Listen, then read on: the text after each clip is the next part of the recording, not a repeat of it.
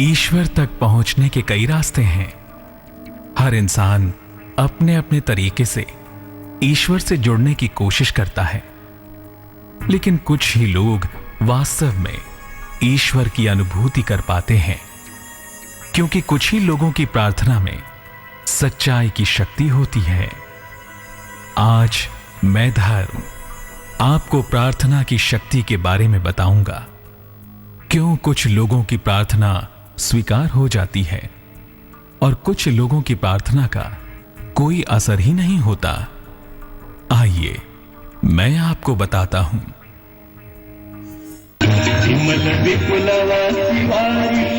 हम अपनी मेहनत और दिमाग से काबिल तो बन जाते हैं, लेकिन कभी कभी कुछ मौक़ों पर हमारी काबिलियत भी हमारे काम नहीं आ पाती। ये ऐसे मौके होते हैं जब कुछ अजीब सी घटने वाली घटनाओं पर हमारा जोर नहीं चल पाता। इसी को हम अपनी ज़ुबान में बुरा दौर कहते हैं। और इंसान की फितरत ही ऐसी है कि बुरे दौर में ही उसे ईश्वर की याद आती है और वो उनकी शरण में जाकर उनसे अपनी कामना पूर्ति की प्रार्थना करने लगता है।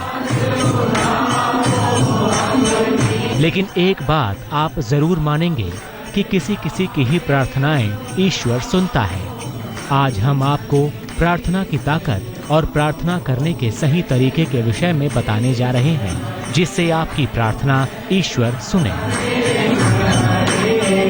ईश्वर से अपने दिल की बात कहना ही प्रार्थना है। प्रार्थना से व्यक्ति अपने या दूसरों की इच्छा पूर्ति का प्रयास करता है। तंत्र, मंत्र, ध्यान और जाप भी प्रार्थना का ही एक रूप है। प्रार्थना छोटे स्तर पर काम करती है। प्रार्थना की वजह से प्रकृति में आपके अनुरूप बदलाव आते हैं। कोई प्रार्थना एक साथ कई लोग करें तो वो ज्यादा प्रभावशाली होती है। एक साथ प्रार्थना करने पर प्रकृति में तेजी से बदलाव होता है।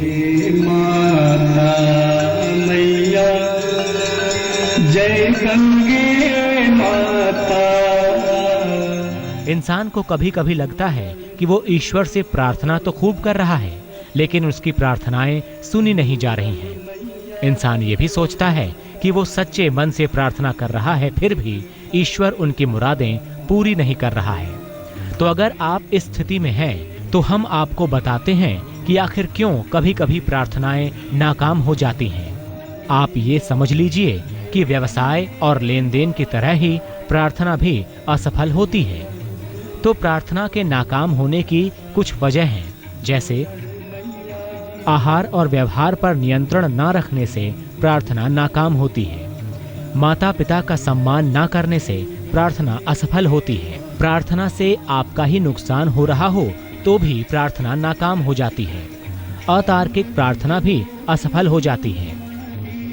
तो अगर आपको ऐसा महसूस हो रहा है कि आपकी प्रार्थनाएं कबूल नहीं हो रही हैं या फिर प्रार्थना का फायदा नहीं हो रहा है, तो हो सकता है कि आप सही प्रार्थना ना कर रहे हैं। चलिए हम आपको बताते हैं सफल प्रार्थना कैसे करनी है।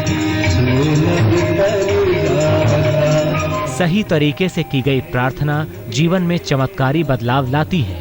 प्रार्थना सरल और साफ तरीके से की जानी चाहिए। आसानी से बोली जाने वाली प्रार्थना करनी चाहिए। शांत वातावरण में प्रार्थना करना सबसे बढ़िया होता है। खास तौर से मध्य रात्रि में प्रार्थना जल्दी स्वीकार हो जाती है। प्रार्थना को रोज एक ही समय पर करना अच्छा होता है। दूसरे के नुकसान के उद्देश्य से या फिर अतार्किक प्रार्थना मत करें। दूसरों के लिए प्रार्थना करने से पहले उसके बारे में सोचें, फिर प्रार्थना शुरू करें। अगर आपने ये नियम अपनाए तो यकीन मानिए आपकी प्रार्थना चाहे जो हो, चाहे आप धन संपत्ति चाहते हो, संतान की इच्छा रखते हो या फिर अच्छी नौकरी चाहते हो, सभी तरह की इच्छाएं जरूर पूरी होंगी। आप कहीं मत जाइएगा, क्योंकि आगे हम आपको बताएंगे कि आपको प्रार्थना किस तरीके से करनी चाहिए। प्रार्थना का सटीक तरीका हम आपको बताएंगे। आप हमारे साथ जुड़े रहिए।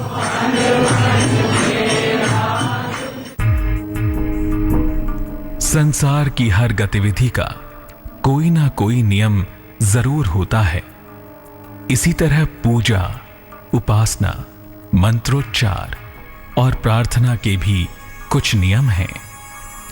जो इंसान सच्चे मन से उन नियमों का पालन करता है, उसकी कामना जरूर पूरी होती है। आज मैं धर्म आपको प्रार्थना करने का सही नियम समझाऊंगा, लेकिन इससे पहले आइए जान लेते हैं कि क्या कहती हैं आपकी राशियां।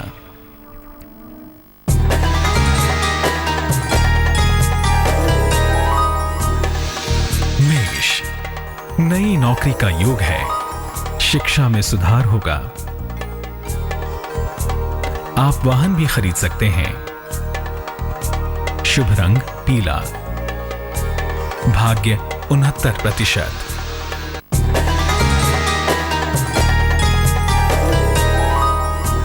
वृष, दूसरों के चक्कर में हस्तक्षेप ना कीजिए। परिवार में विवाद से बचाव करें। जीवन साथी का सहयोग मिलेगा। शुभ रंग काला। भाग्य 96%।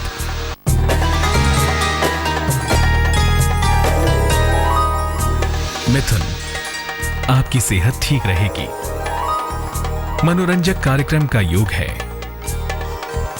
धन का लाभ होता रहेगा। शुभ रंग सुनहरा। भाग्य 41%।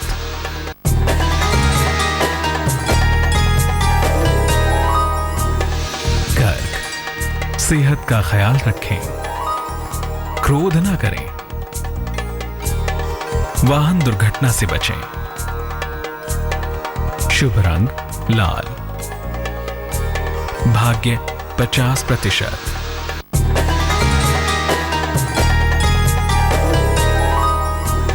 सिंह, घर में अतिथि का आगमन होगा।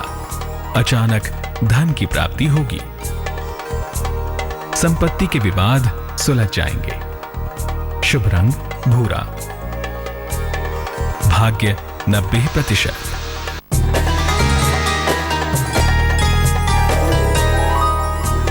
कन्या, बड़े निर्णय अभी ना लें तो उचित है।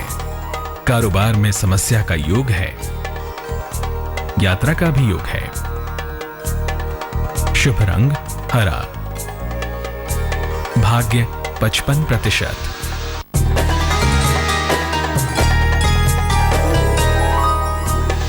तुला, परिवार में खुशहाली होगी। संतान पक्ष से सुख मिलेगा। संपत्ति का भी अर्जन होगा। शुभ रंग गुलाबी। भाग्य 67%।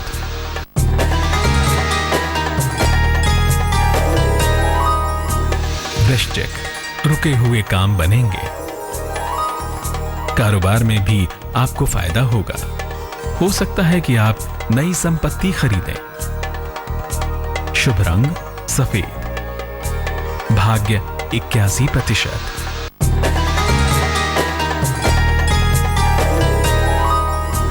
धन, अपनी योजनाएं किसी को ना बताएं। लंबी यात्रा का योग है। साथ ही मुकदमों में सफलता मिलेगी। शुभ रंग धानी। भाग्य 74%।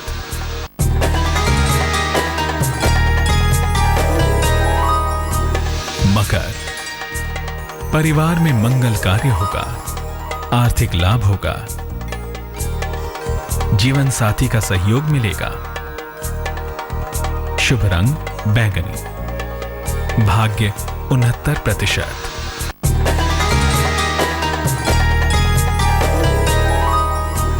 कुंभ, अनावश्यक विवाद से अपना बचाव करें। मान सम्मान की प्राप्ति होगी।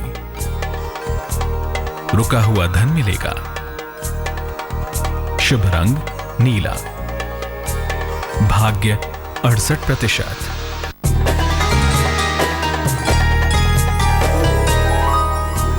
मीन, आसानी से धन की प्राप्ति होगी।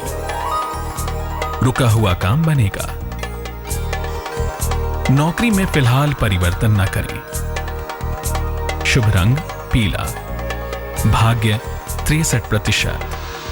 तो देर किस बात की, आइए मैं आपको बताता हूं प्रार्थना को परम शक्तिशाली बनाने का अद्भुत उपाय।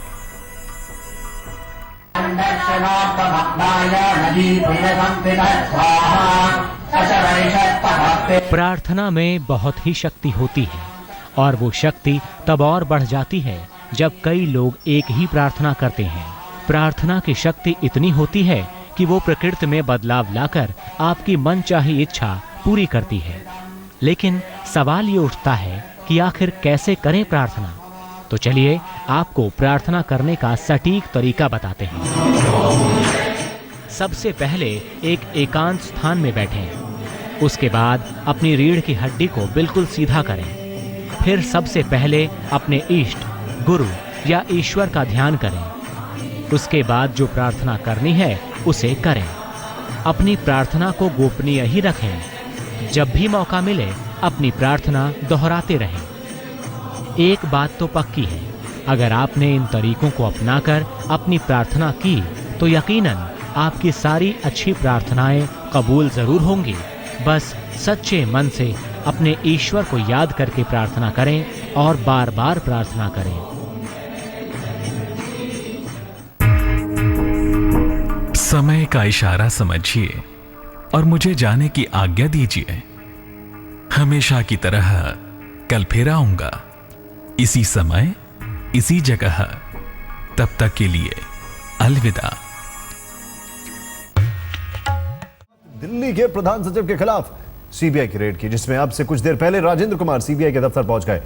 लेकिन इस बीच सीबीआई की रेड पर केजरीवाल ने आरोप लगाए हैं कि उनकी दफ्तर की फाइलें भी सीबीआई ले गई है और इसमें 11 The winters are upon us. Time to take out your sweater jackets and in my case, cap. In fact, my colleague Rohit has already started knitting. Now, Sony smartphones, I really like them, because they have their own design.